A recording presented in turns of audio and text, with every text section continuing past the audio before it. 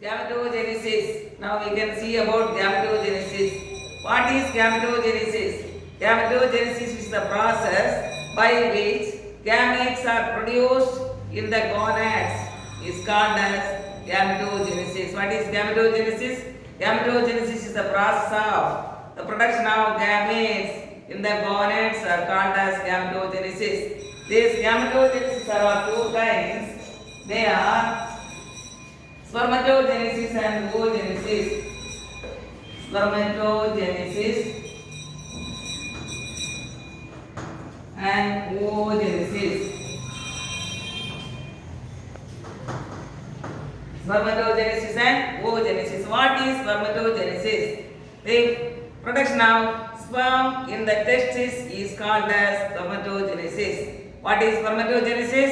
Spermatogenesis is the process of production of sperm in the testis is called as spermatogenesis. Because sperm is a male gamete, the male people will produce male gamete called as sperm.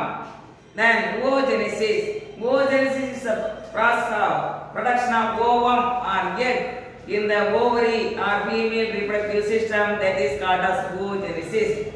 Oogenesis, egg is the female gamete. It is produced by the female. Then you can see the structure of sperm. Sperm that is looking like small lizard, with a small head, small neck, small middle portion and tail. Like the same structure will be there in the case of sperm. Sperm structure will be small head, neck, middle piece,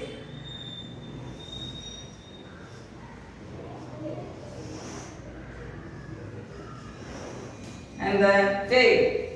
It is divided into four important parts. Sperm consists of four important parts. They are head, neck, This is a head.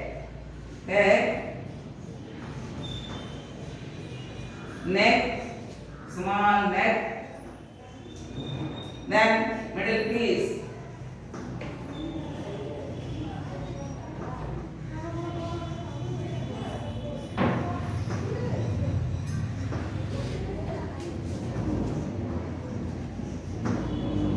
Human sperm consists of four important parts. What are they? Head, neck, middle piece, and the tail. Head consists of a spherical shaped nucleus. Big nucleus will be present in the head. And upper to the nucleus, there is a small cap-like structure. Cap. This is called as acrosome. The cap-like structure is called as acrosome. This acrosome will produce the enzyme called as hyaluronidase. Hyaluronidase. Enzyme name of the enzyme is hyaluronidase.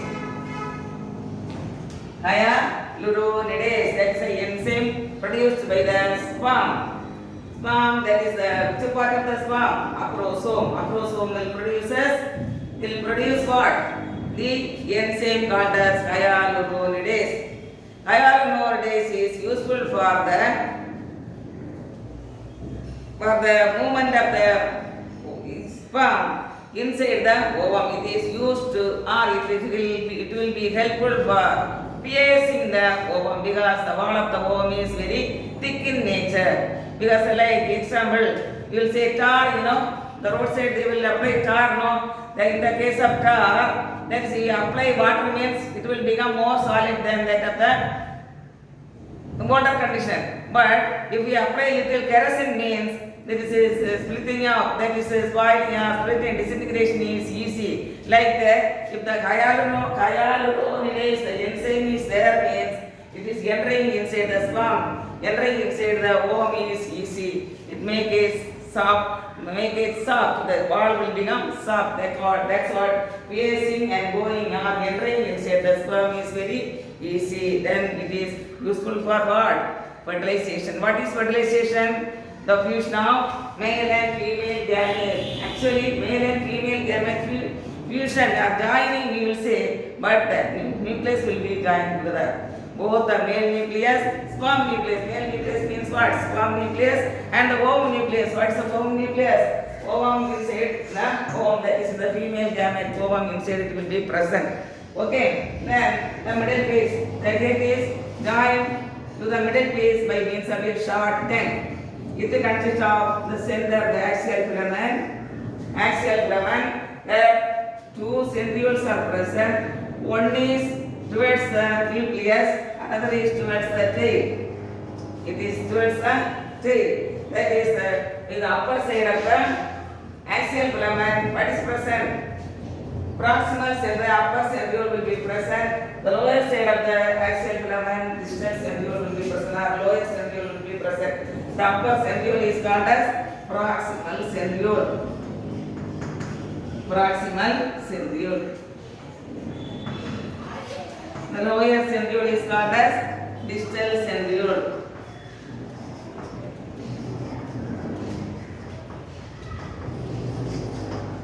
Then this both will be connected by means of axial filament.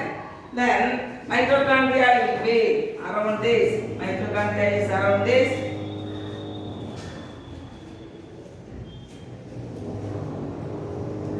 Axial filament. That is axial filament is surrounded by means of mitochondria. The mitochondria will give what? Enough power for the motility of the sperm. For the motility of the sperm, that time if you using this energy, then the lashing movement of the tail will be occurring. The lashing movement of the tail will be occurring by the power given by the mitochondria. Already we know about the mitochondria. Mitochondria is the powerhouse of the cell. No, like that. Its important function is supplying energy or power. Then the leads into the distance centriole leads into the tail. Tail is used for fertilization, but that is because of the lashing movement in the presence of liquid medium. What's the liquid medium? What's the liquid medium? Semen. Only the sperm is present along with some material or liquid material secreted by the associated glands secrete the liquid material together. Sperm with the plus liquid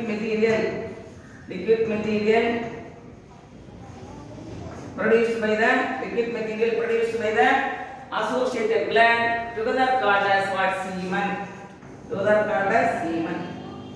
Semen contains both because for the movement of the sperm, what is necessary? Liquid medium is very essential for the movement of the sperm. This liquid medium is supplied by or secreted by the associated gland. In the case of male reproductive system or the testes. And once again I will say what is spermatogenesis. Spermatogenesis is the process by which sperms are produced in the testes or male reproductive system is called as spermatogenesis. Sperm is a male gamete.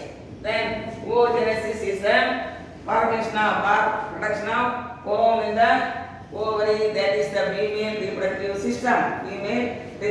system. Then structure of the sperm consists of four important regions. They are head, neck, middle piece and the tail. Head consists of acrosome and the nucleus.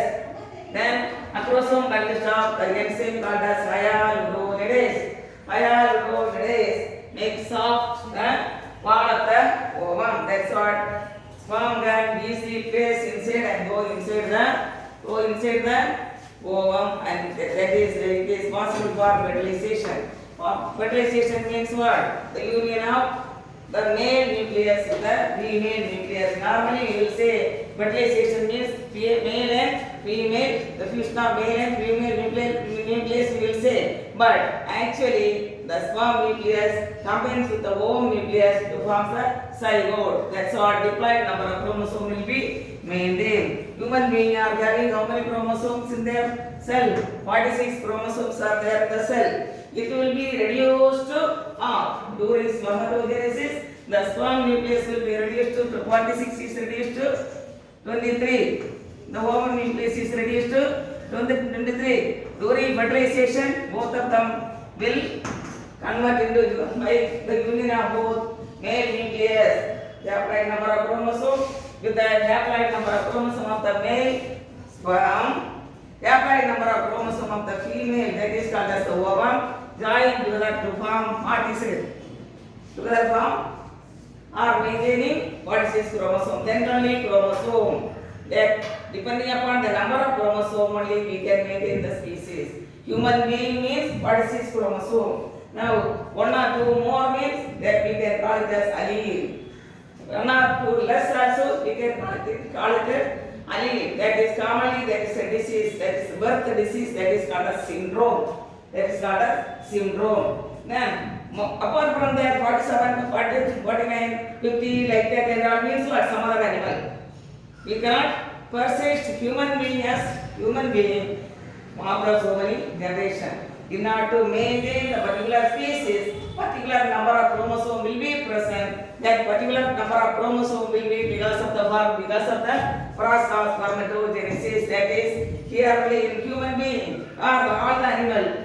Then because of the gametogenesis. That is gametogenesis means both male and female. That together we can call it as gametogenesis. That's what the number will be reduced. After unite together, they will be forming as what? They will be forming the same number of original number of chromosomes. Then generation after generation, we will find out that human being as such human being. Any number deleted or additional number or deleted number means what is that?